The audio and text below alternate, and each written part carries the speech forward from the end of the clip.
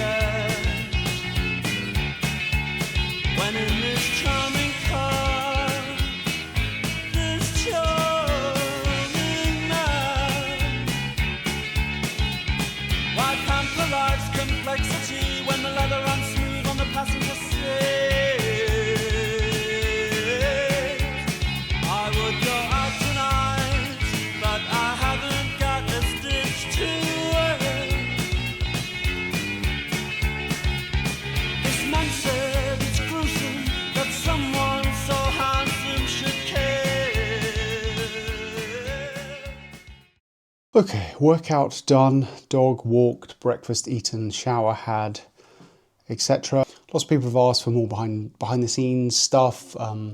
There's a lot of on-course golf coming up, with the tour, various other bits and pieces. And as I said all along, I want to kind of make this a 360 view of what I'm doing. So yeah, it's Monday morning, sun is out gloriously. So the plan for today is I've got the morning to kind of do at desk work things, so sorting through footage from the last few days, bits and pieces of editing, some emails, reaching out to brands, responding to sponsor stuff, etc., and also setting up some of the logistical things for my next tour stop. I'm going to do that for the next couple of hours, and then I'll do a practice session in the sim. And then today I've also got another mental coaching session with Laura. This is an online one. If you haven't already seen the in-person video that we did, do check that out. I think it's really interesting. Lots of nice feedback on that.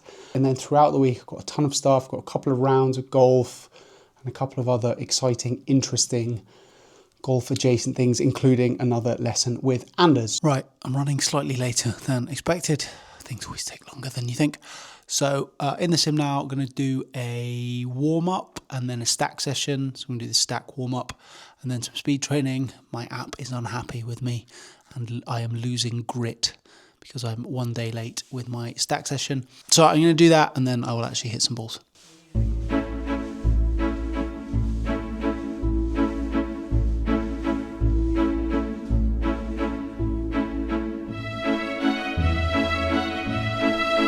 Right, I've done my warm-up and my kind of warm-up sets or working sets before the 195 gram set, which is the one it uses to estimate your driver speed, including some step sets today.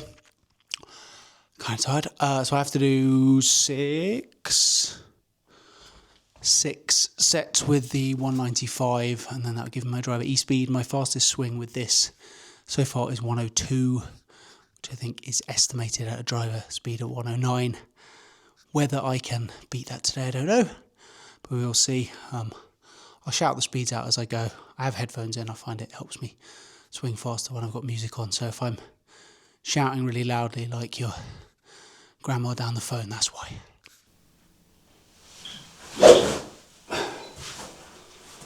$101.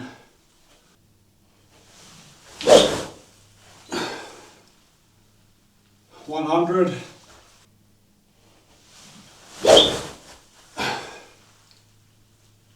Yeah. 91.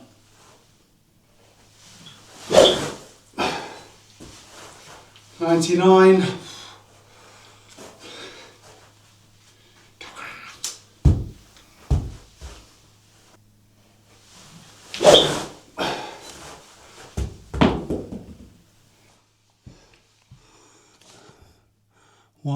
104. Hang on. 104.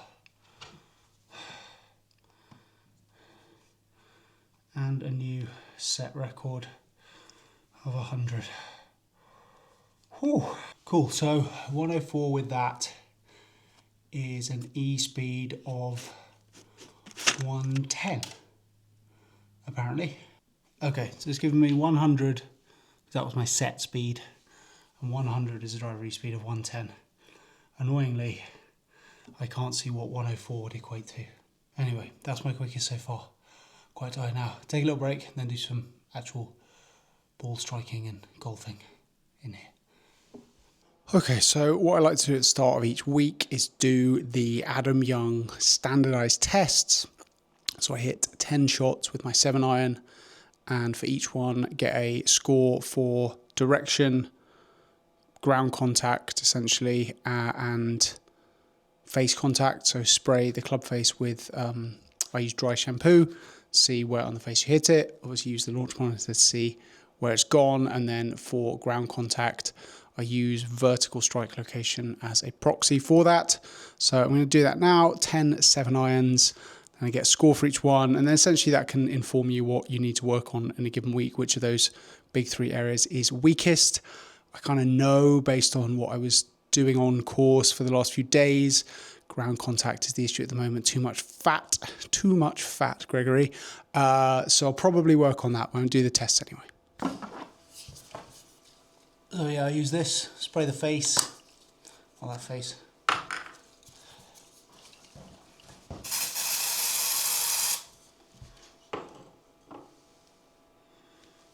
And then hit the shots.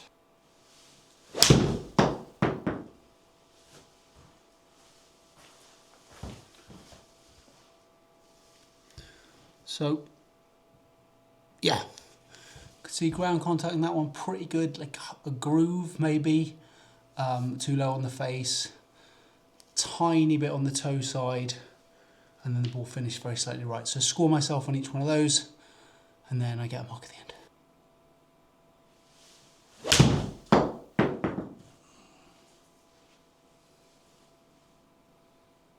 Okay, not bad, striking it pretty well.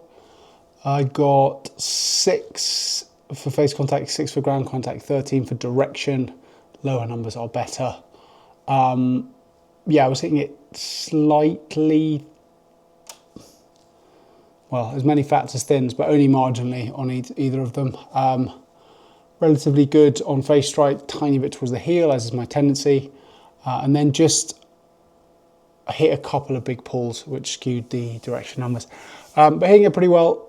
So I'm going to do a few bits and pieces on technical work, and then I think I'm going to use the strike wedge just to try and work on getting my low point a bit more forward, as that is the thing, as I said, I've seen on the course, which is a bit weak at the moment. So I'm going to do that, and then I've got my mental performance coaching call with Laura.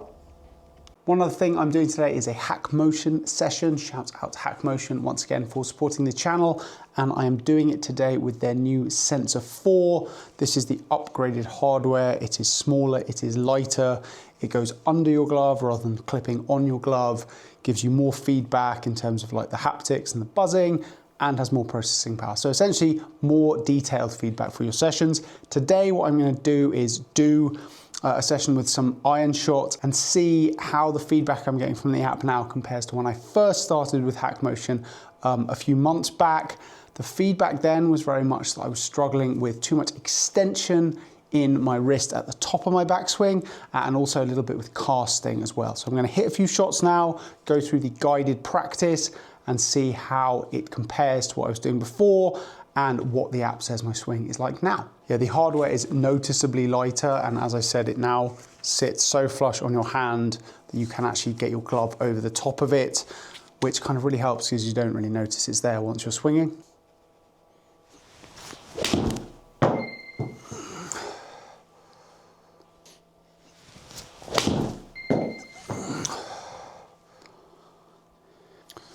So far so good, and you can see from the ball flight, got a tight little draw here, none of the wipey fade as I would see when I had too much extension.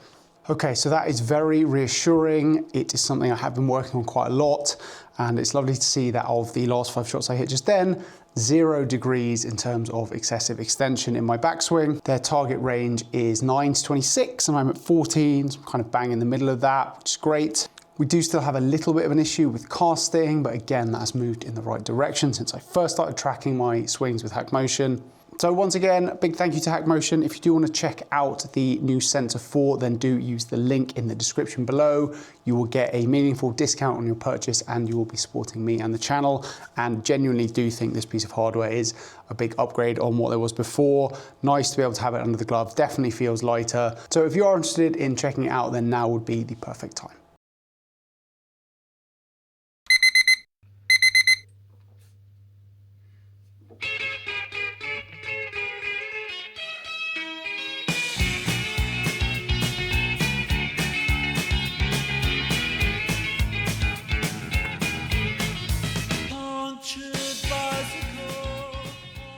Today, yes, done another workout. I'll spare you the details of every single workout I do. For anyone who is interested, my workout routine is pretty consistent. I tend to do a 4-day split. So kind of 2 days on, rest day, 2 days on, and then typically 2 rest days at the weekend. I kind of do an kind of push-pull legs with a bit of extra stuff in there to make up that 4th day.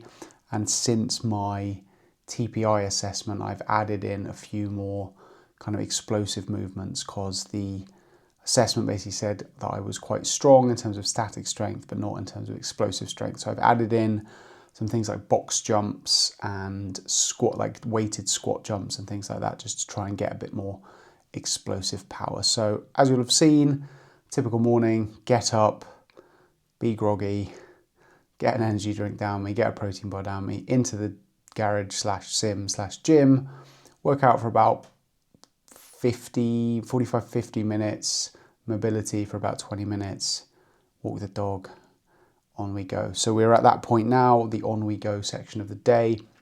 I need to look over an edit that came in overnight from my editor. I've got a couple of calls this morning with potential brand partners, one of which certainly I'm quite excited about. So we'll see how that goes. And then I am scooting up to Leicester Golf Centre for a lesson with Anders. And excitingly, I think this is the first on-course stuff we're going to do. So I don't know exactly what that's going to look like, but obviously I will record it. So yeah, I'm going to crack on now. And that is basically the rest of today. Hey, yeah. Yes, all fine. Thank you. Yeah, good to meet you guys. Thank you for reaching out. Okay.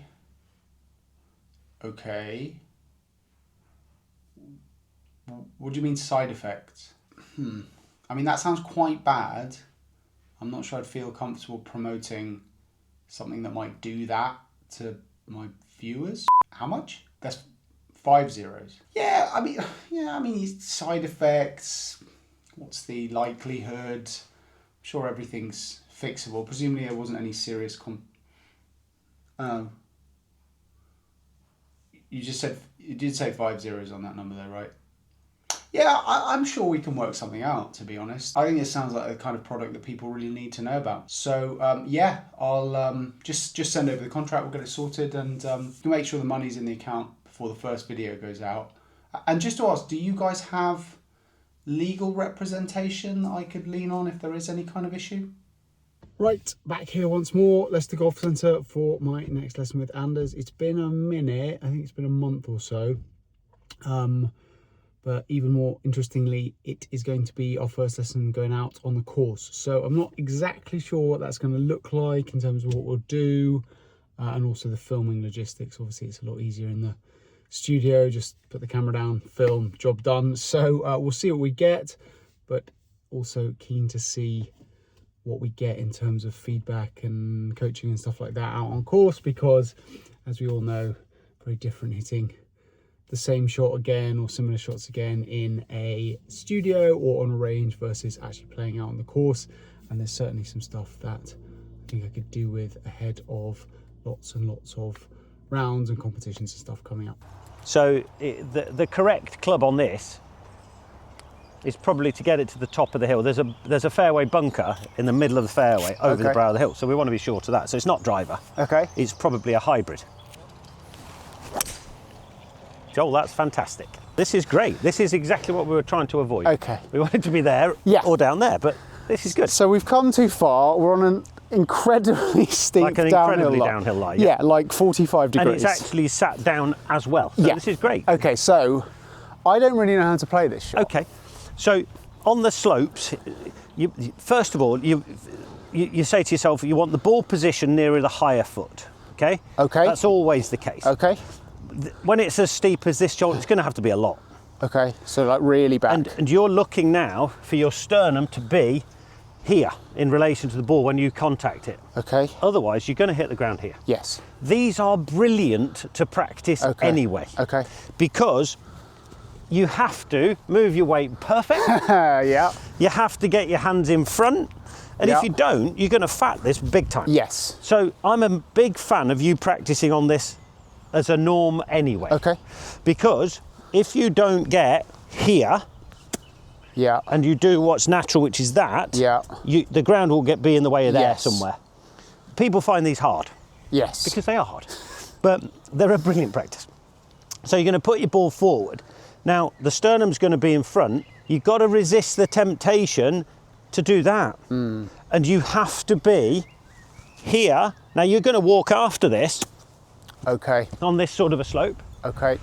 But Joel, because your spine's tilted this way and your hands are in front, this pitching wedge is the equivalent of not far off a 7. Okay. It's going to come out low. It's going to go miles. Okay. So you're going to have to take that into account. I mean, I don't know how far out we are. So we've got 140. Okay. Well, this would go like 125. Yeah, on it's going to go. One. It's going to come out at 155. Okay. Something like that. Not a full. I think this is a 3/4. Okay. With a wedge. Okay. So for 140 yarder. Right back in the stance. Yep.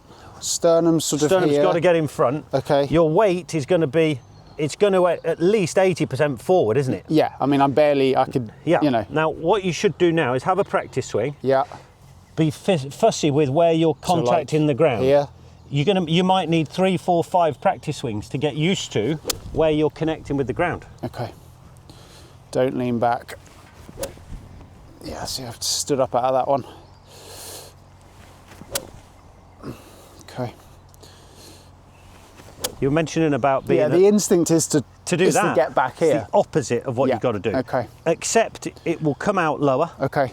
And with a wedge, it's not so bad, but if it was, say, a 5 or a 6 iron, it would tend to fade quite a bit. Okay. In this case, we've got a little bit of left to right wing. Yeah. So your target, in this case, is straight at the flag, Joel. Okay. Because if it fades a bit, you've got all the green. Okay. Fine. That's a fantastic shot. That's pretty good. You're right, that's come out super hot. So that's a 3/4 wedge, Joel, that's gone 155 yards. Okay. Because of this. Yeah. It's no longer a wedge. No. It's a 7.5. Yeah. But that was a brilliantly executed Well, that shot. was useful. A useful piece of quite bad luck there. Okay. So, I've got a sort of pleasantly long-sided chip up a hill. What do you think? I mean, what I would typically do here is I would reach for a 54-degree wedge and I would just play a kind of stock. I mean, because it's uphill, maybe pitch it 2/3, 70% of the way. Obviously, don't know how firm the greens are. That would be my instinct anyway. No, I don't think that's a problem whatsoever. Okay. So choose your landing point, which is going to be a guess at this point because it's your first hole. Yeah. I mean, there's a dark mark on the green, sort of halfway, but slightly, I'd probably go slightly beyond that just because it's uphill. That would be my first thought, but yeah, I don't know how firm it's going to be. Well done. Bit fiery. I think you hit that really nice. Yeah, it was clipped quite well. I mean, I missed my spot by a bit, but it's not rolled out too much. Well, your distance it's 4 feet from perfect. Yeah. You pulled it a little. Yeah. I think it's a good shot. Okay. Okay, so I mean, I just took my process. I'm an aim point person, so I would typically just give this a bit of a gauge. I've forgotten to bring a ball marker. And I've got that slightly outside the left. And it's slightly downhill. Very nice. Okay. Very nice. I mean, it could have been worse. So we're going around to the left slightly? Dogleg left. Yeah. It's 410, I think. Okay. It's one of these where you've got a decision to make. Yeah. You either say, I'm going to hit driver, Yeah. and I'm going to draw it around the corner against the left to right wind, Yeah. carrying that tree, Yeah. or bringing it round, and you're going to leave yourself with a wedge in. Yeah. But if you don't get it right, you have either lost your ball left or you're in those trees right. Okay. Alternatively, you say, well, I'm going to play to the corner, the dogleg. Yeah. The strategy-wise, I think you need to get into the habit of looking ahead. So you go backwards, you look backwards all the time. Yeah. So start at the green and work your way back. Yeah. So where do you want to hit your second shot from to hit this green? Well, the green is directly in line with that big tree on the left, Okay. behind it, Yep. and slightly left. Yep. So you ask yourself, every hole, where do I need to be, counting backwards from green? Yep. So if you're trying to hit the green, where's your best place to hit the green from? And you go back and then you say, well, where's my best place for my tee shot to be to get to that point? Always go backwards. Start at the green, work your way back. Mm-hmm. In this instance, where is the best place going to be? We're going to have a mid-iron in. Where's your best spot going to be? Well, it would be, I mean, if I'm not going to hit driver, it would be probably on the right edge of that dogleg, Yeah, I guess. Yeah, where the shadow starts. Yeah, exactly. And that's where we're aiming now. Okay. This now has become a par 3 from here Okay. to that shadowy bit. Okay. And how far is that? That's going to be similar shot to your first. Okay. So go hybrid it's again? a hybrid for sure. Again. Okay. The Yep. breeze is there. Look at the treetops in the distance. Yeah. All bent this way. All going that we way. don't feel any of it here. Yeah, okay. It's there. So you're So aiming. if anything, the middle, and see it'll... the crow in the middle Yeah, of the fairway? exactly. That's a good starting Okay. point. Okay. Oh, actually, hang on. It's okay. It's actually good. It's landed softly Yep. enough. It was It's, a bit cutty. It's cost you 20 yards, Yeah. but you've got a perfect line. Okay. Yes, okay, so we've had the downhill line, we've now got the uphill line. Not quite as severe, No. but a bit. Yeah. And we're also slightly blocked out, although Yeah. only slightly. So in this occasion, you've got to be left of those trees. No point messing with them. Yeah. The wind's off the left. It's going to help us. Yeah. But from a lie like this, it's going to be easy to turn it over left. Okay. Really easy to turn it. Okay. And if you pull this left, you're in that hedge over there. Okay. So we're going to be mindful of that. Yeah. Now, if it were me on this occasion, I'd be aiming at left of the bunker, or just at the bunker probably. Okay, yeah. That would be your starting line. Okay. The wind's going to do the rest. Okay. But I would err on the side of slightly open rather than slightly closed on this Okay. occasion. Okay. So And do we want to, does it go up in the stance like the other one went because of the hill? On this occasion I wouldn't, because Okay. we're trying to keep it down a bit. Okay. Under normal circumstances, yes. Yeah, okay. I would put the ball up in the feet a little bit. Okay. On this occasion I want you to go middle, Yeah. aim at the left-hand bunker. Okay. The wind is quite strong. Yes, it is. Left and downwind. So Okay. How far do we think we've got? we've probably got 190, Oh, okay. something like that. Okay. Yeah. Yeah. All right. Well, it's quite a big poke then. What have you got there? I got a 4. I think it's going to be too much, Joel. Do you? Yeah, I do. Okay. Because your wind is it's helping and left to right. Okay. Okay. I'll go 5. Yeah, I think a 5 is Okay. still going to comfortably get you there. It's just a smooth one. You don't need to smash it. Okay.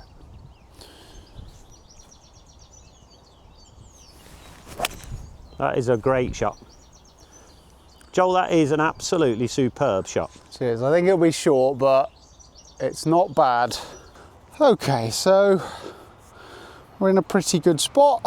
Tiny bit uphill, tiny bit off the right. Fantastic. Easy game this, Anders. Fantastic. Fantastic. To birdie that, you know, that's pretty rare. What are we doing here? We've got a par 4, it's 310 yards. Okay. But the green, Joel, is Way left. over there. Okay. So again, it's a strategic play, this one. Yep. It's tight. Yep. You can see the line is the tree stump. Tree stump, yeah, okay. It's just a question of yardage. Okay. So, what's the run out roughly on? 230. Oh, okay. And to get to the corner? 240. To get to the corner is about 170, 180. So you've got a window of, let's say, 180 to 230. Okay, so It's comfortable. I would probably go 4-iron. Yep. Yeah, I think that's the right play. Should get around the corner as long as I hit it properly. Yep. And then we'll be left with a fairly short, like a wedge in, right? Yeah, just a short pitch in. Oh dear. It's not the one, Anders. No, it isn't the one. Okay. Oh, it's plopped down. So I got to punch something low. Yep. And I suppose, ideally, try and run it up between the bunkers. So that's the 150 there. So we've got 130. Okay. Bunker in front. So my instinct here would be to like slightly back foot punch like an 8-iron. Yeah. Yeah. Yeah, I don't disagree with that. Okay. Where do you want to miss this? If it's not, I mean, it'd be great to hit the green from here. It'd be very difficult, but it's possible. Short left would be the miss. I think short left is okay, but you are then skirting with those trees again. Okay. Bunker's not a bad spot. Well, might be useful to get in a bunker actually, because my bunker game is not great. But it's not a bad play. Okay.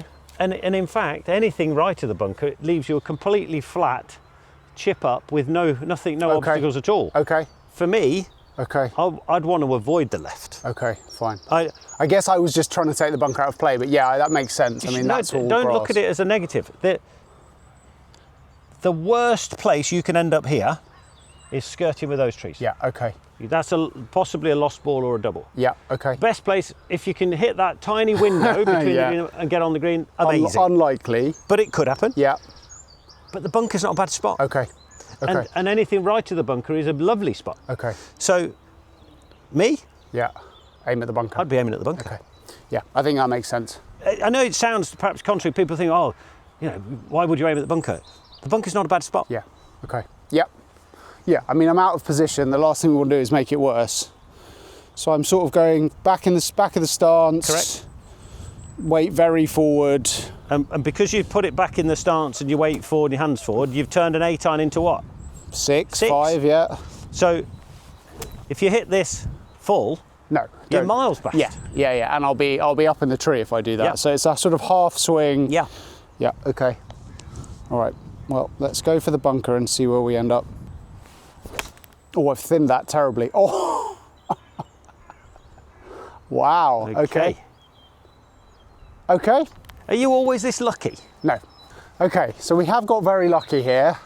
We've now got 45 yards to the pin, downwind, slightly short-sided, and everything's quite firm. Yeah. So play for the front edge? Yeah, I would. Okay. Probably erring slightly on the left of the flag. Yeah. It looks like it's going to come in. Yeah. But it's going to bounce on and run on. And just try not to be too cute with it, really. Well, I'd look at it. Let's get this on the green, putting for a par. Yeah. We've hit 2 bad shots, really. Correct. If you've got a chance of a par, we're doing okay. Yeah. It's a good shot, Joel. Yeah. Okay, big firm bounce. Yeah. Good shot. Happy with the shot, though. You struck it well. Yeah. Okay, well, we have a putt for par, Yep. which is about all we deserve, frankly, given 2 bad shots. Quite a long one. Right, downhill, slightly right to left. Good roll on that, Joel. Yeah. Very good. Okay. It's a bogey. Yep. Bogeys are we're never going to be too upset with the bogey. You're going to make bogeys. Everybody does. Yes. We've got to keep those doubles and trebles off your card from now on. Don't be disappointed because it's hard. Okay. Pros do this, tour pros do this, and cannot get round under par. Yeah. That's how hard it is. Yeah. Okay. What we do is we play 2 balls. Yep. Off the tee, we pick your worst one. Yep. We're going to play 2 shots from there. We're going to pick your worst one. We'll play 2 shots from there. Maybe here for some time. Well, what it does, things can spiral out of control pretty quick. Yeah. It's about managing your bad shot. Yeah. And this is a brilliant way to do it. Okay.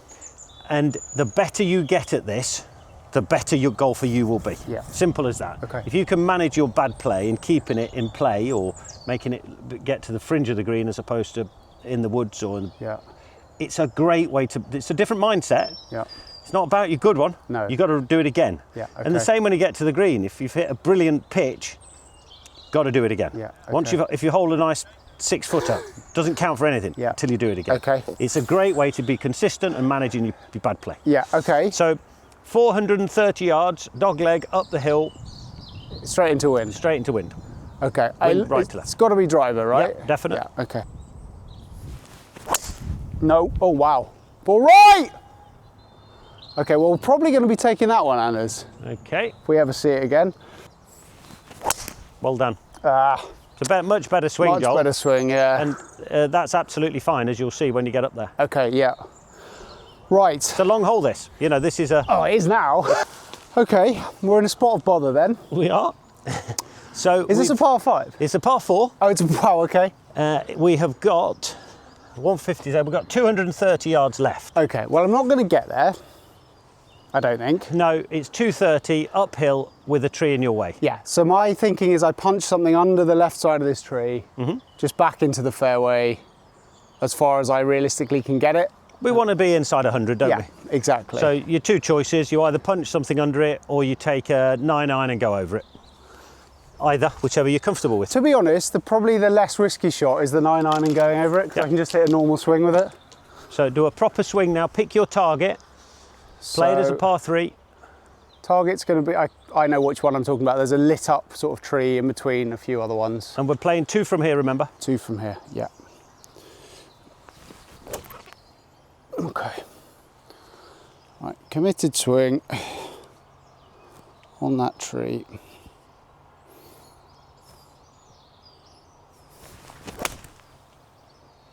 Yeah.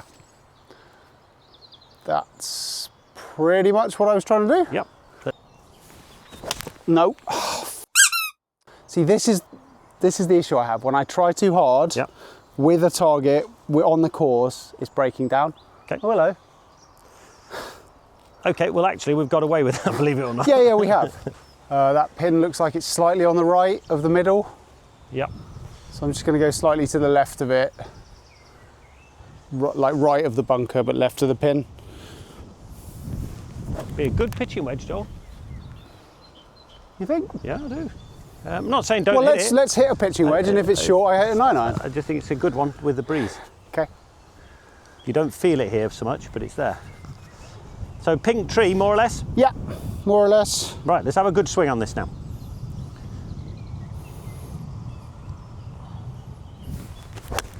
Joel, that's a lovely swing. That's me trying to hit the toe of the club. It's a great shot. It's going to be short, isn't it? Yeah. You're right. Great shot. It's a 9-iron. Great shot, wrong club. Yep. A bit thinner, but Tiny same bit line. thin, but good. That'll do well to get up there too. Yeah, see, I struck the first one properly with the wrong club, and I've Yep. slightly thinned the second one with the right club, but that's okay. Similar to the first hole for me, this. Yeah, Just probably land it into that brown patch. just here. Yeah.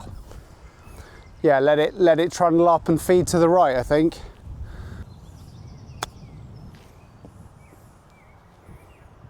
Okay. I think you executed that quite well, Yeah, Joel. tiny bit firm, but contact was all right.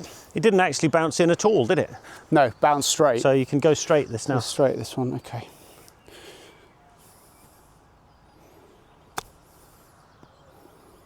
And that one did bounce right. That one did, okay. So let's have a little tot up. Well, we're quite a few, because we're one one. off the tee, we had to take a drop. Drop out 2, Came to 3, there, 3, 4. so we're 4 to here. We're 5 to here. Right, 2. Oh yeah, we're 5 to here, okay. So this is for a very slightly painful double bogey.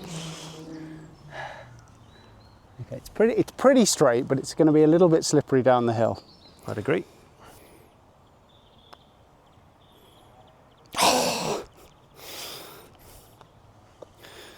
Well, only so much point in hitting this one. Oh, Okay, I think we'll Okay. give you that. So we'll take those. So we've made 7. it's a good illustration. It's hard. of how one shot Yeah. spirals into Yeah. over and over and over. Oh, it's actually warm in here for a change. That was good. Some interesting things there. Anders forced me to play worst ball for a couple of holes, which was an exercise in cruelty, but good to kind of keep the mind focused. Some interesting little psychological things about picking targets for layup shots and trying to sort of not go into that, oh, it's just a layup, and then not committing and hitting a bad one. So that was good. And a few observations on the swing. The big floor is still the big floor. It's that first move from the top. We talked a little bit about trying to get some separation, trying to get some weight shift without just throwing everything forward. And then also the length of backswing, which I really think is playing a role. Oh, it's really hot. Playing a role in the coming over the top, because it goes too long and then I have to kind of hoik it over, and just keeping a bit less distance between the forearms, and which is something that my gear scan also showed. So it's all anyway, it's absolutely roasting in here, so I need to get the car on, get the aircon on, go home, do some editing, follow up on some bits and pieces from this morning, and do it all over again tomorrow. Right, very exciting moment, because my new irons have arrived.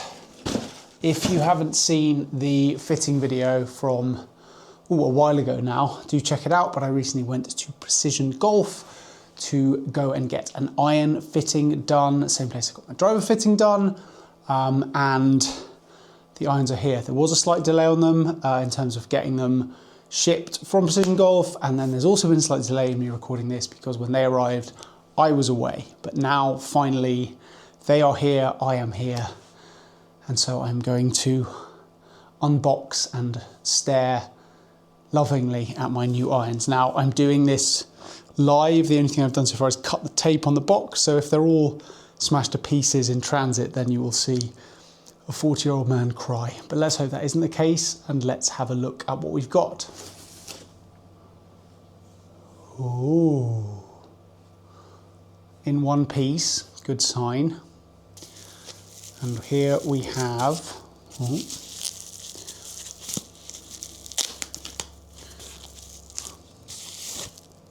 my new 4-iron. So for those who haven't seen the fitting video, or indeed if you have, I need a refresher. I ended up in the Mizuno Pro M15s. Now these are, I believe, new for Mizuno this year.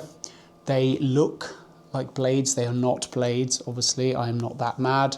They're a kind of graduated hollow body. So I think as they get more lofted, you get less tech in them, essentially. Oh my gosh, they are so beautiful. They are even prettier than I remember them being when I hit them in the fitting. They are forged. According to this, they are GF forged HD chromalloy. I'm sure that means stuff. Oh, and I also got different grips. So I've gone with the Golf Pride multi-compound doodad. So they're softer at the bottom and harder at the top. But I also went with the Align. I think this is like the Max Align. Oh, there you go, Align Max. So basically this is the raised ridge on the back of the club. So when you've got it in your hand, you can kind of feel the alignment of the club, make sure it's sitting in the right place in your grip. Lots of people, myself included, get grips too far up in the palm, etc. So this just really helps you know what square is and know where the grip sits in your hand. There is a slightly less pronounced version and a more pronounced version. This is the more pronounced version. I couldn't feel a lot with the less pronounced one. And I got open shafts, and these are really nice. So I'll get the rest of them out of the packaging and have a look. Immediately I can feel the difference in the swing weights from what I've got now in the Tacomos. Yeah, let's open another one. 9-iron.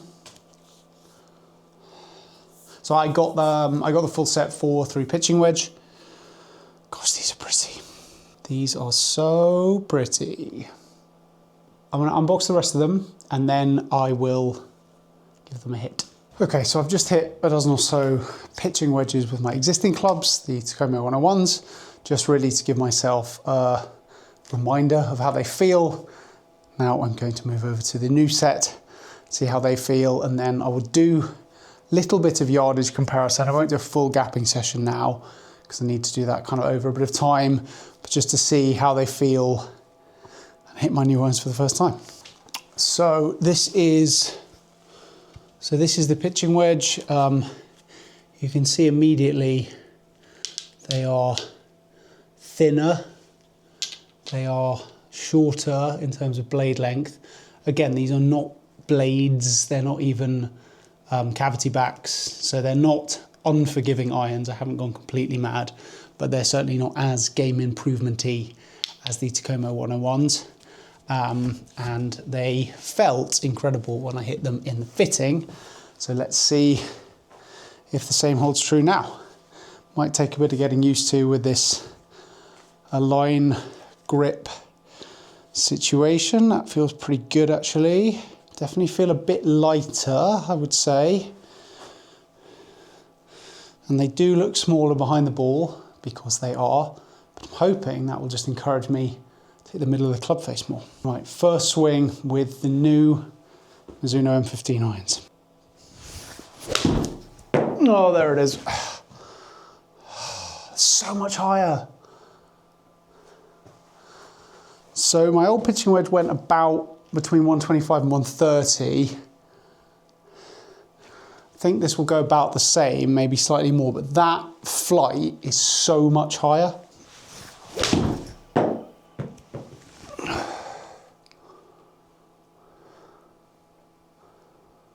Spinning more as well. Old one was spinning at kind of low 7s. That's over 8.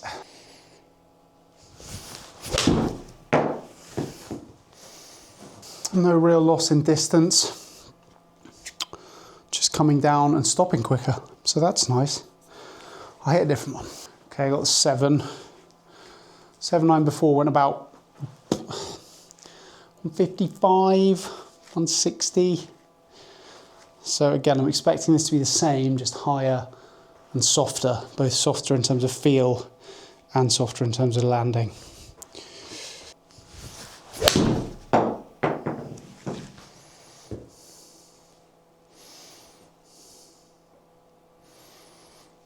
Okay, distance was about the same. Didn't quite catch that, bit low spin. Felt good though.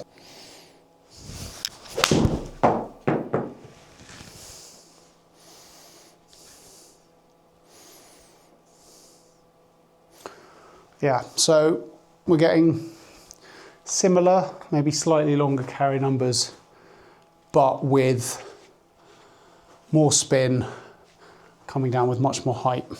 Now, one of the big reasons I wanted to get fitted for these clubs was because I had a big gapping issue with my Tacoma 101s, which was that the 4, 5 and 6 iron were basically the same loft, like 2 degrees between all 3 clubs.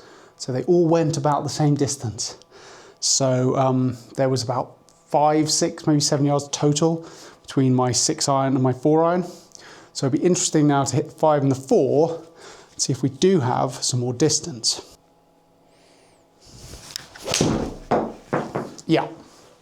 Yeah, we do.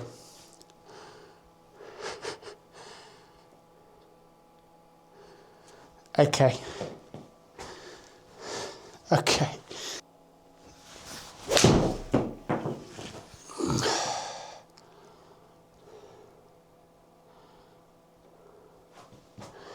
Yeah, so I'm not quite middling these, and they're still going over 180, 182.5, both of those low 180s.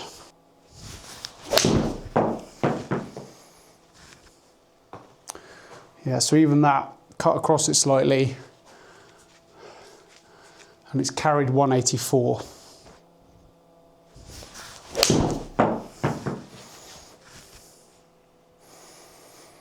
And that's 186. This is exciting. Right, that's the 5. We'll try the 4, which basically went exactly the same as the 5 last time.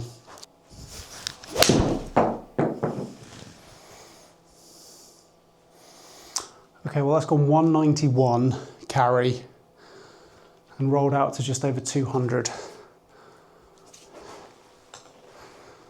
That is bigger, 15 yards bigger, I think.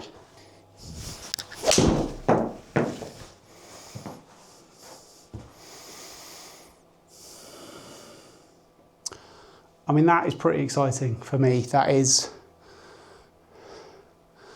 8 yards offline, 192 carry, 202 total, 4,500 spin. That is not a shot I had with my old set of irons. It felt so smooth as well, but for like reaching par fives, long par threes, I've had such a big gap between my 654 iron and my hybrid, and having an actual 5 and an actual 4 iron is going to fill that beautifully.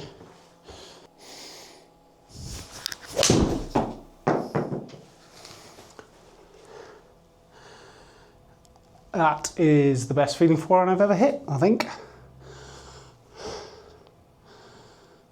3 yards offline, 197 carry, just under 4,000 spin.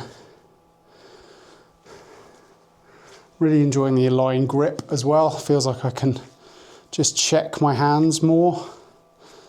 And the other thing was, and again, check the video if you haven't seen it, but we did a lot of testing with swing weights with the shafts, like probably 2/3 of the fitting was shafts, which I was surprised with for irons, but that should just help me time it up better, but basically just hit my irons more consistently online.